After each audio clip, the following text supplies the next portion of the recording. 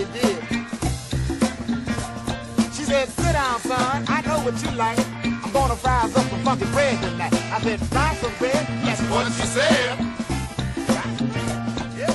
The kind of bread she made was called poke bread. And an extra grease on a wood stove. In a big old skillet. That's the way it's done. Yeah. Make that hook bread. Yeah, Flour dough. that's it. Yeah. Breaking bread with my mama, breaking bread with my mama, breaking bread. Breaking bread with my mama, breaking bread with my mama, breaking bread. Then Papa come home, about when the sun went down. I said, what's happening, Papa? I shall be reading from Gods of the Egyptians by E.A. Wallace Budge.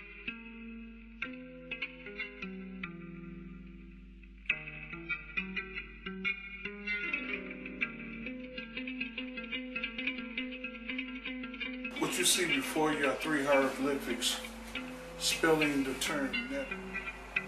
Neter means God, according to the Egyptians. I find this term Neter rather interesting for a few reasons.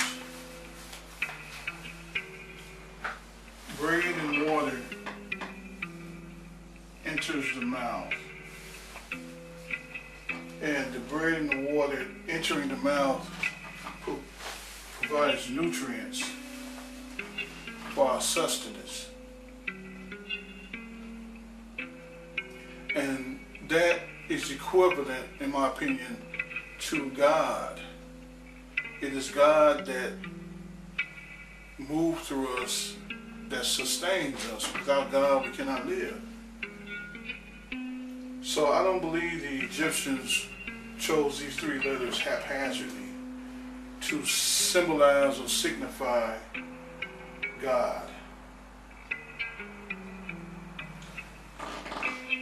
In the book of, in E.A. Wallace's Budge's book on page 63,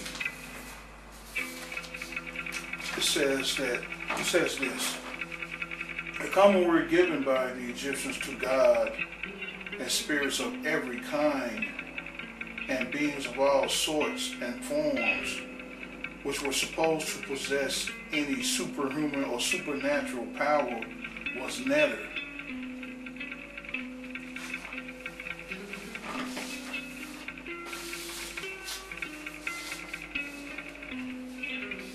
On page 122 of his book,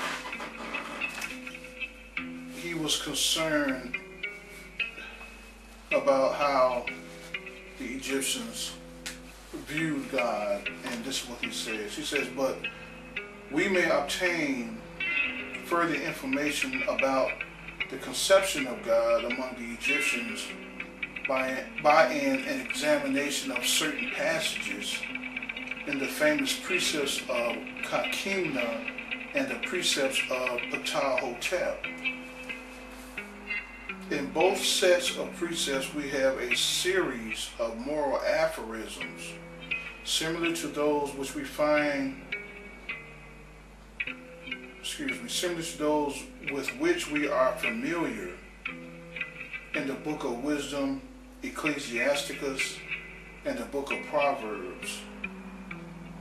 And they are given as the outcome of the experience of men and of the world. I'm going to read a couple of them. The things which will come to pass by God's agency cannot be known. That is to say, God's ways are inscrutable. We'll read number 2. The eating of bread is according to the plan of God. In other words, a man's food comes to him through the providence of God. The last precept falls in line with the word Neter. Bread and water entering the mouth. The bread and water provides nutrients. And the nutrients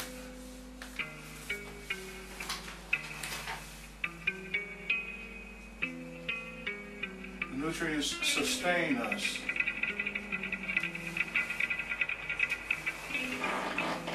The nutrients sustain us, keeps us alive.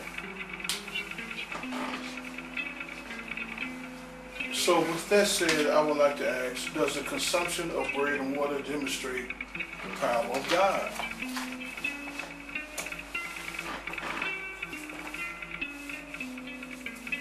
As the bread and water enters or goes through the entrance, which is our mouth,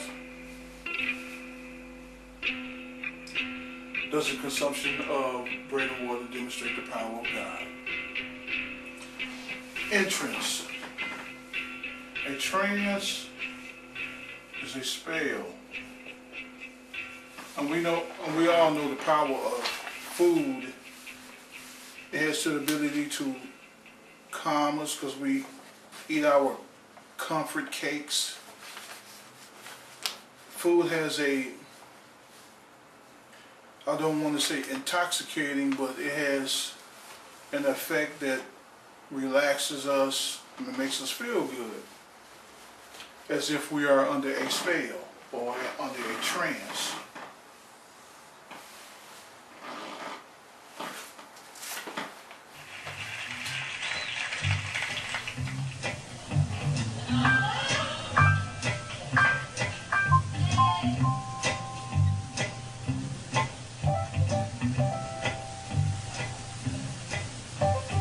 What the hell is that? What the hell is that? What's that dang thing doing here? How did that get here? What the hell is that? What the hell is that? How did that dang deal get here? Hey, come over here and look at this deal.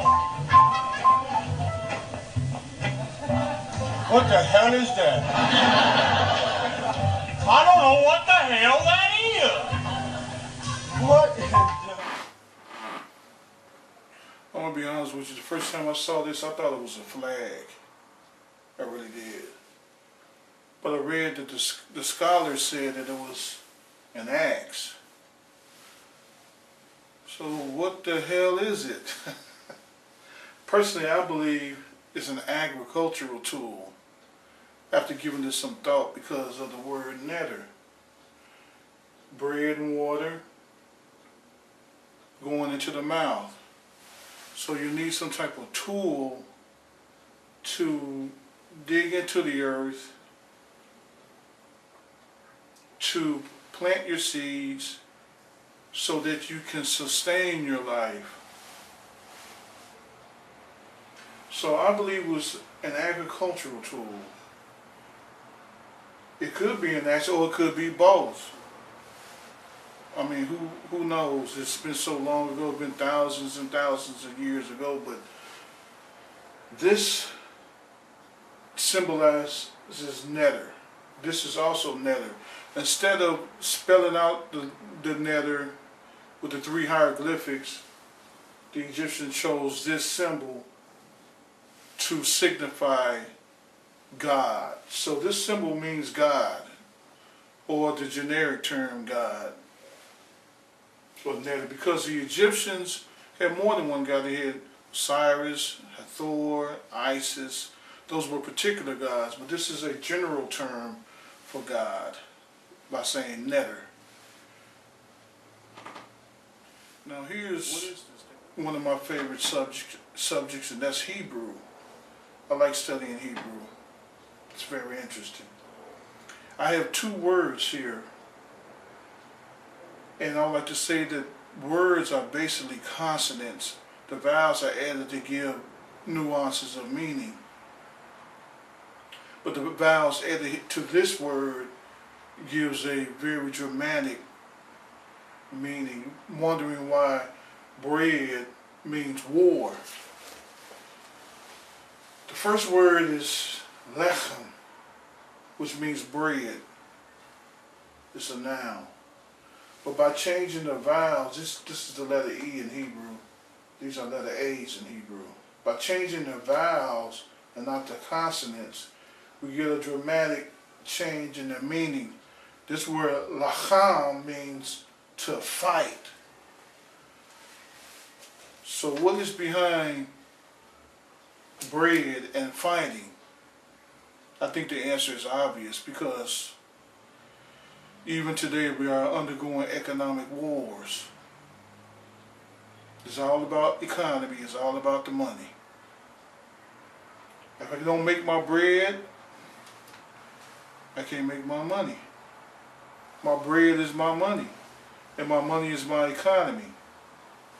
And this is why we have wars, because we go into war so that we can make bread or make money, have an economy. In the book of Isaiah, chapter 2, verse 4, it says this: and he shall judge among the nations, meaning people, meaning God. God shall judge among the nations and rebuke many people. And they shall beat their swords into plowshares and their spears into pruning hooks. Nation shall not lift up sword against nation, neither shall they learn war any more. So once peace enters the land or into the world, which may never happen as long as they're a planet Earth, and insecure people, insecure rich people, they will fight for their bread. And they have enough bread, but they will fight anyway. They will go to war just to keep you from having bread, because they are so greedy. Lacham means to fight, lechem is bread.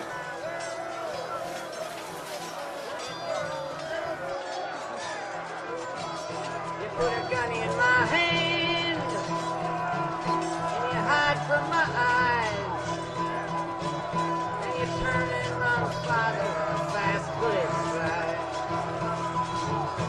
Like Judas of old, you lie and deceive.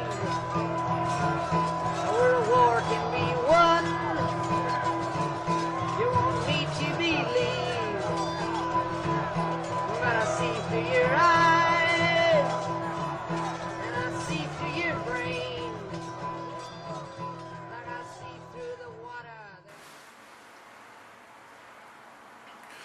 With the foregoing I just mentioned, I like to reveal another Hebrew word, and that word is milchama. Milchama. It's a noun, and it means war. The letter that's written in red is lacham, which means bread. But with the M, the Hebrew M, and the Hebrew letter H on the ends, we get milchama, which means war. So the hieroglyphic, once again, for bread is this picture here, and it's equal to this, the letter T. Milchama, war.